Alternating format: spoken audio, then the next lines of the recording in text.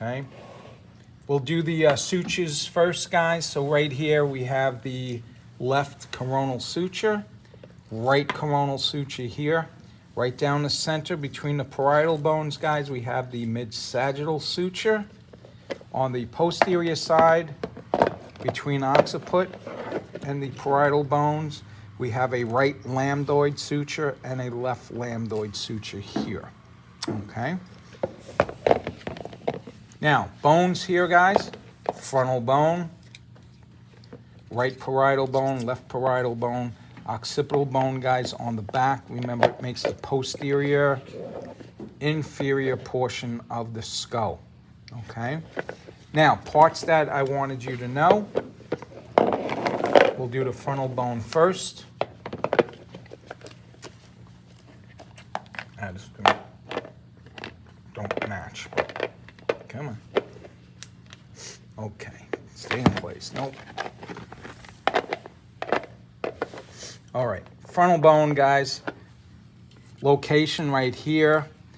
Parts that you needed was the supraorbital margin or ridge of bone right here. And then as you go medial, you'll see that it has a little indent there. That's a supraorbital notch, okay? And there'll be one on both sides, guys, okay? Then over here, we got the nasal bones. Inside the orbit right here, guys, there's a depression in a bone, and that will be the lacrimal bone right here, okay? We come down to the maxillary bones. There will be a right one and a left one here, guys.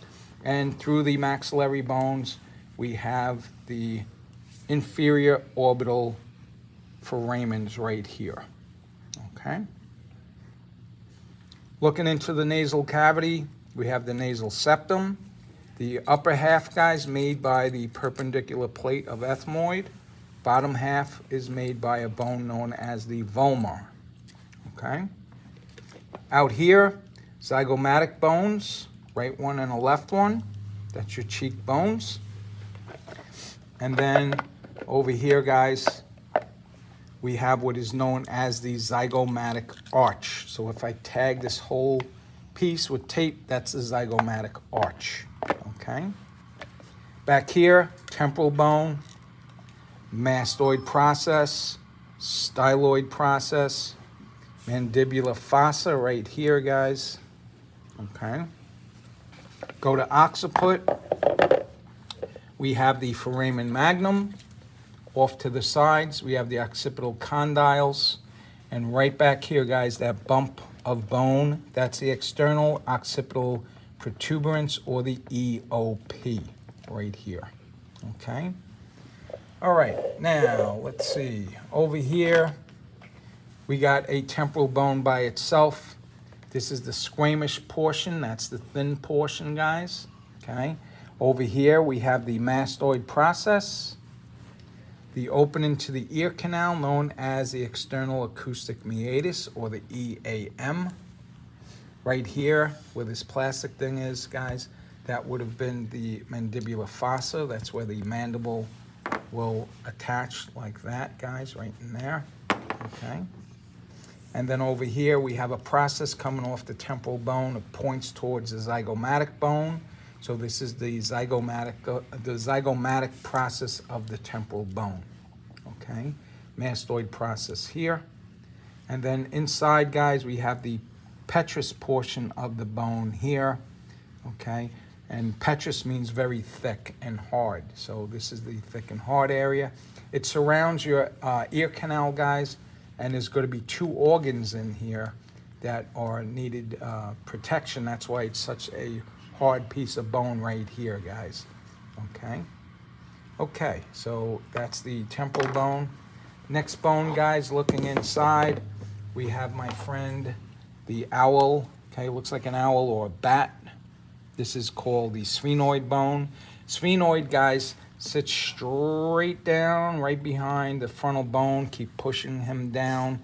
And if you look at the legs on the owl, those are actually right here, guys. Those are the legs, okay? So let me go over the sphenoid. We have the lesser wing right here. Those make up the ears on the owl. We have his face here, guys. That's known as its body. And then we have these big legs coming off of him. These big thighs are his. Those are going to be the pterygoid processes. And then at the end, guys, we have the two pterygoid plates on each side. We have the lateral pterygoid plate and the medial pterygoid plate. Okay? Now, over here, we got the greater wings. Looking straight down, here is the groove cut in the bone. This is known as the sella turcica. Okay? Now, what does it protect, guys? You will have the pituitary gland sitting in here from the base of our brain. Sits right in there, very well protected. Okay? So, for sphenoid, it's going to be right in here, guys, right in that like mid area of our skull. Okay? Now, what do we have? Lesser wing, greater wings to the sides. Here's the sella turcica right here. Okay? Now, what I'm adding to the skull, guys, let me finish the ethmoid. So here's the ethmoid bone, guys, right here. Remember, that's a sniper's bone, so he's really hard to see. He sits posterior to the uronasal cavity, guys. He makes up the medial sides of your eye sockets, okay? And what we got here, right up top here, guys, that's the crista galli. Off to the sides, we have the cribriform plates. And then the top half of the nasal septum, guys, that's the perpendicular plate coming off of ethmoid. So those are the three things you need with the ethmoid. Now, what we're going to be looking at now, guys, are the foramens inside the skull. So these are holes. So the first one we're going to look at, guys, sits right underneath the lesser wings. If you see my little probes there, went right through them. These are called the optic foramens or the optic canals, okay? Now, if you notice, guys, look into the eye sockets. They go right into the eye sockets. So that's where the nerves go for your eyeballs, okay? That's the optic canals or optic foramens. The next set, guys, directly below that, you'll see two nice round foramens, and this is called the foramen rotundum. Foramen rotundum, okay? In Latin, that means round foramen. From there, we look into the sphenoid. You'll notice there are two oval-shaped holes here, guys. These are the foramen ovale. Ovale for oval, okay? We go posterior. We have two little tiny round ones, guys. These are the foramen spinosum, okay? We go medial now. We got the foramen lacerums right through here, okay? Back here, guys, you'll see two kidney bean-shaped foramens. These are going to be the jugular foramens, okay? And then, of course, foramen magnum. And then back here, guys, we have the hypoglossal canals, which go back to your tongue, okay? So those are the foramens here, okay? All right, now, last thing we're looking at, guys, the good old mandible. For the mandible, remember, I wanted you to change one of the things here. These here are called the mandibular condyles, right here and here, okay?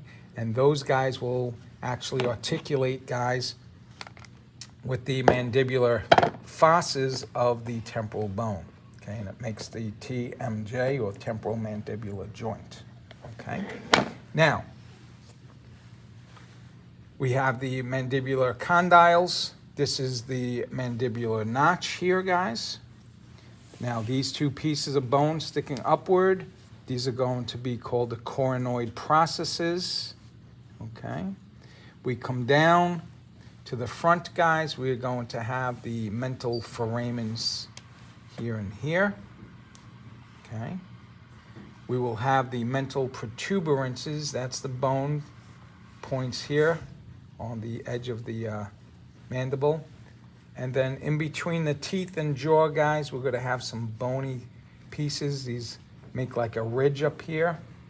And that is going to be, forgot the name of it right at the moment, guys. Yes, thank you. Those are the alveolar processes. Very good, teacher. Okay, I had a brain fart there. Okay, now on the inside posterior side of the mandible, you'll have two foramens in here, and these are called the mandibular foramens. Okay, so that's the mandibulars. Mentals are on the front side. Okay, so guys, study all of that up. Okay, that's it for today's lab. Next week we'll come in and we'll do the we'll start the instrument.